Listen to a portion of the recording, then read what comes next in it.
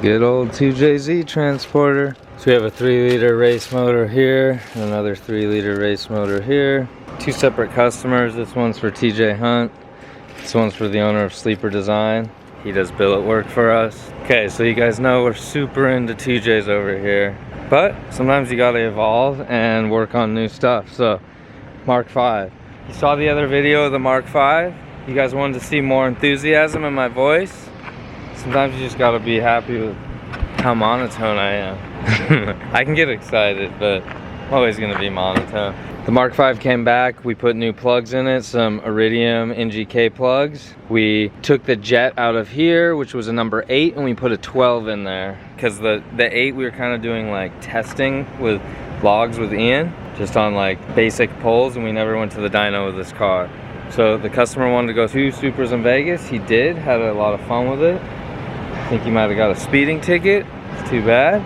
He's back, and we kind of did 2 changes. What we had before in here, well, I told you those changes, and then what we had in here, I'm kind of set up to go to the dyno. As you can see, I got my laptop, the ECUTEK little chip, and the cord is in here, and then I got my little like gear wrench bag of stuff I bring to the dyno in case I need to check something. In the back, we have 3-4 gallons of meth.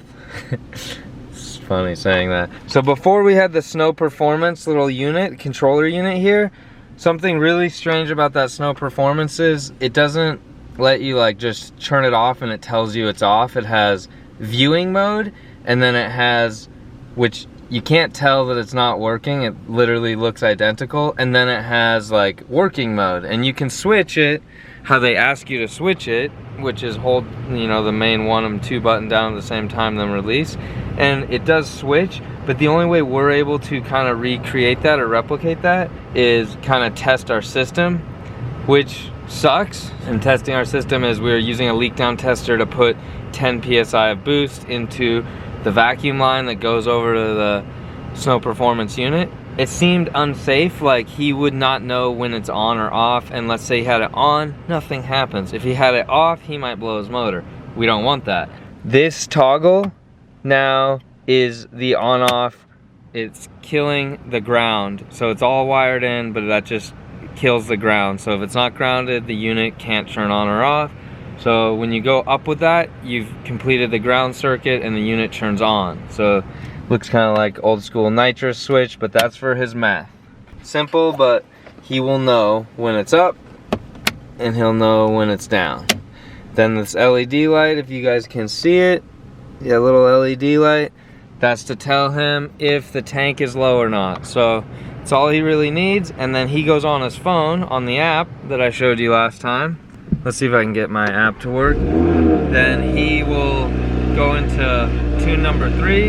It'll say pump gas plus meth, and that's what he does. So that's perfect, and that's all he needs to do. I'll get it set up, I'll show you guys, and then we're gonna head to the dyno. I'm gonna be pretty busy on the dyno, on the phone with Ian and doing what I normally do on the dyno, but I'll get a couple pulls. We'll see what the horsepower number is on the different maps, and we'll go from there. So I got that figured out, so we can go to custom inputs. When I'm driving over there, I'll have this lower. Don't really like that too loud. So map switching, like I was saying, when he's gonna use meth, you see how it changes. So we'll be on 3 for the pump plus meth. And when he does that, he's gonna have to flip this switch up. Otherwise, he's gonna hurt the motor. Let's go see what a B58 can do on the dyno, guys. All right, we're strapped down on the dyno at D-Sport. Got it running. The boys helped me put it in dyno mode.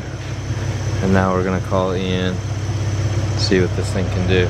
First we're gonna do the pump gas, then we'll do the meth plus pump gas. So this car is a little more complicated than the 90s cars I'm used to tuning. So, well, I don't tune, but driving on the dyno, helping with the laptop, all this stuff. This car makes you do a whole other step of getting in and out of dyno mode each time. So that's relatively annoying. Where we're at, guys, we've done 4 pulls.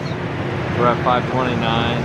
I know it can make a lot more, but we're just gonna be cautious because we don't want to blow anything up and we don't want to hurt anything.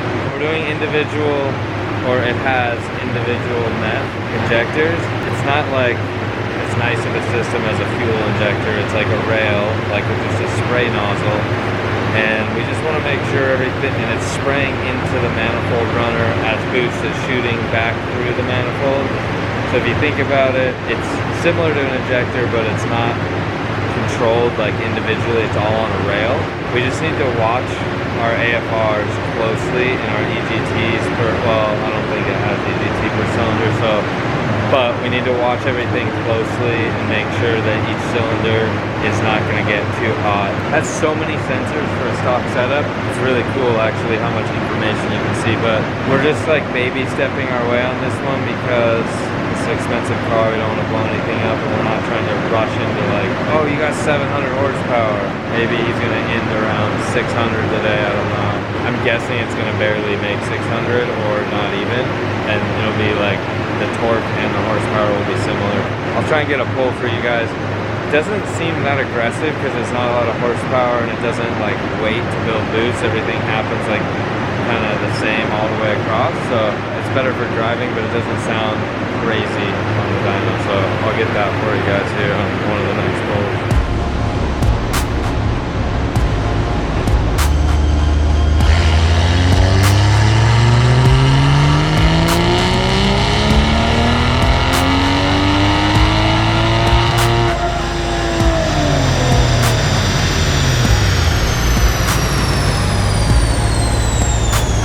We're gonna do another pull.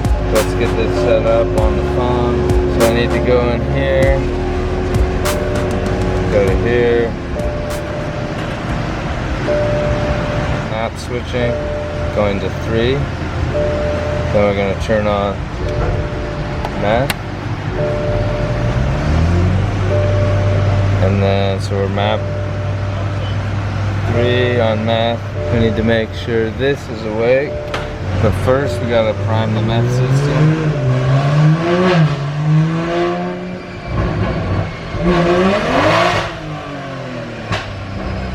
So just get the Meth going a little bit. Okay, now we're gonna do a pull. Let's see if I can do all this at the same time. Okay, so I gotta start my log on here and stop it, and I need to start and stop this, and I need to be in 5th gear.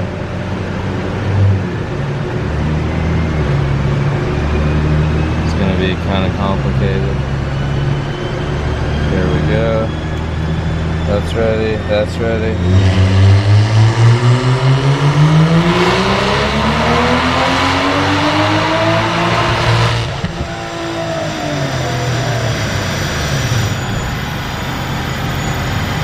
A lot of things to do, okay.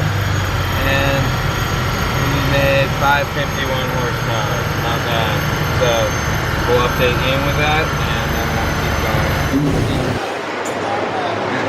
It did? And guys, look, you guys didn't get to meet him last time. He came out to watch the dyno. What's up, guys?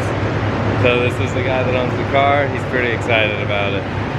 Pretty big fireball. You got it? Hopefully that got it too. Here we go. Our last pull was 551, so we were up like 7-8 horsepower from the last one. Nothing amazing, but creeping our way up safely.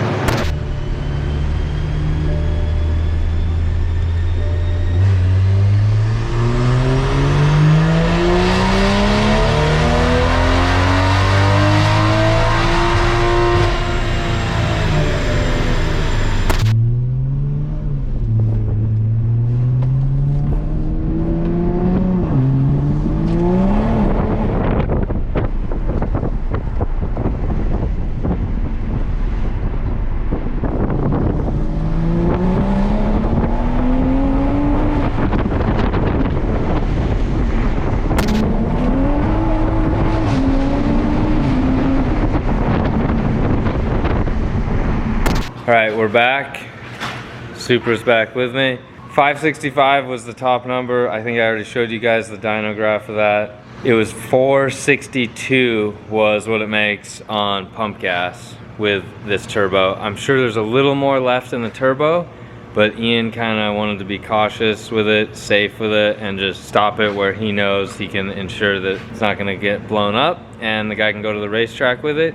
Ian wants him to put like octane booster or mix it with 100 octane to go to the track, just to be on the safe side. You'll be getting super hot intake temps and just keep ripping on it when you're at the track. That's why he wants to do that. So I think it went well. Pretty fun project. Overall, it's easier to tune because you're using your phone, like I was showing you guys, to send the log back and forth. So I think I want to do more of these. So if you guys have some Mark 5s you want us to do stuff to, just hit us up and me and Ian will help you guys bring it to life. All right guys, see you later.